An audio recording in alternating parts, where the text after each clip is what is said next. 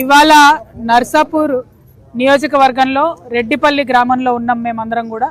మరి రెడ్డిపల్లి గ్రామంలో రైతులకు తీరని మనోవేదన ఉన్నది. హైదరాబాద్కు కూతవేటు దూరంలో ఉన్నది కాబట్టి ఇక్కడ భూమి ఎకరానికి 2-2.5 కోట్ల పైమాట పలుకుతున్న విషయం రెడ్డిపల్లిలో ఉన్నటువంటి ప్రతి ఒక్క వ్యక్తికి కూడా తెలుసు. అయితే ఇదే రెడ్డిపల్లి నుండి మరి RRR రోడ్ పోతుంది, అట్లనే రైల్వే లైన్ పోతుంది, అట్లనే హై టెన్షన్ వైర్లు ఈ మొత్తం సిస్టమ్కి సపోర్ట్ చేసేటివి కూడా ఈ ప్రాంతం నుంచి పోతున్నది.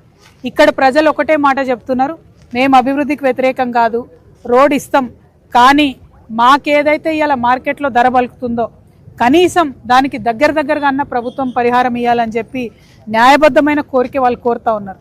అదేవిధంగా కొంతమందికి ఇండ్లు పోతున్నాయి, కొంతమందికి ఇదివరకు ఇదే జిల్లాలో మల్లన్న సాగర్లో వేమ్లఘాట్లో భూములు పోయినటువంటి వాళ్ళు వచ్చి వాళ్ళు పాపం నర్సాపూర్లో కొనుక్కున్నారు, మళ్ళీ అదే భూమి పోతున్నటువంటి పరిస్థితి ఉన్నది. కాబట్టి ఈ అంశాలన్నీ కూడా దయచేసి దృష్టిలో పెట్టుకొని ప్రభుత్వ పెద్దలు నేను కోరుతా ఉన్నాను, మీరు ప్రత్యేక శ్రద్ధ పెట్టి రెడ్డిపల్లి గ్రామంలో మంచి కాంపెన్సేషన్ ఇవ్వాల్సిందిగా డిమాండ్ చేస్తూ ఉన్నాను. మరి దశల వారీగా ఇస్తామని చెప్పి చెప్తున్నారు నష్టపరిహారం 1, 2, 3 సార్లు. మరి ఆ 3 సార్లు మీరు ఇచ్చేది మొత్తం కూడా కమిట్మెంట్ లాగా రాసియమని రైతులు అడిగినారు, దానికి మేము రాసియమని చెప్తున్నారు. సో ఎట్టి పరిస్థితులలో అటువంటి అంశాలు ఉన్నప్పుడు ప్రజలు నమ్మరు. ఒకసారి మీరు 10 లక్షలు ఇచ్చి చేతులు దులుపుకొని అవతల పడితే మళ్ళీ మిమ్మల్ని పట్టుకుంటూ రైతుల తరం కాదు. కాబట్టి ప్రభుత్వానికి నేను కోరేది ఒకటే, మీరు సిన్సియర్గా రైతులకు టోటల్ అమౌంట్ ఎంత ఇస్తారు, ఎన్ని దఫాలుగా ఇస్తారు, అన్నీ కూడా రాతపూర్వకంగా ఇవ్వండి. మీరు రాతపూర్వకంగా ఇస్తే రైతుల్ని మిమ్మల్ని నమ్మేటటువంటి పరిస్థితి ఉంటుంది తప్పితే వేరే కాదు. ఎందుకంటే ఒక ప్రభుత్వం పోయి ఇంకో ప్రభుత్వం వచ్చినా రైతు పరిస్థితి అయితే మారతలేదు. ఆ ప్రభుత్వంలో జరిగింది, ఇప్పుడు ఈ ప్రభుత్వంలో కొనసాగుతుంది. కాబట్టి అట్లా కాకుండా రైతులకి రాతపూర్వకంగా లిఖితపూర్వకంగా ఇవ్వాలని చెప్పి నేను డిమాండ్ చేస్తూ ఉన్నాను.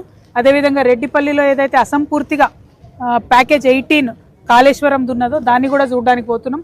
ఎందుకంటే చాలా భూములు పోయినా ఇక్కడైనా సరే ఉమ్మడి మెదక్ జిల్లాలైనా సరే దాదాపు ఓన్లీ నర్సాపూర్లో 90,000 ఎకరాల పైచిల్కు పారకం జరుగుతుంది కాళేశ్వరంతో అని అనుకున్నాం. కానీ ఇప్పటి వరకు కూడా పూర్తి కాలేదు. 4-5 ఏళ్ల నుంచి భూములు వచ్చిన పరిస్థితి కూడా ఘోరంగా ఉంది. సో ఆ సైట్ కూడా చూడడానికి వెళ్తా ఉన్నాం. రెడ్డిపల్లి రైతులతోని రైతుల పక్షాన తెలంగాణ జాగృతి నిలబడుతుందని చెప్పి మరొకసారి మీకు తెలియజేస్తున్నాం. Thank you. జై తెలంగాణ.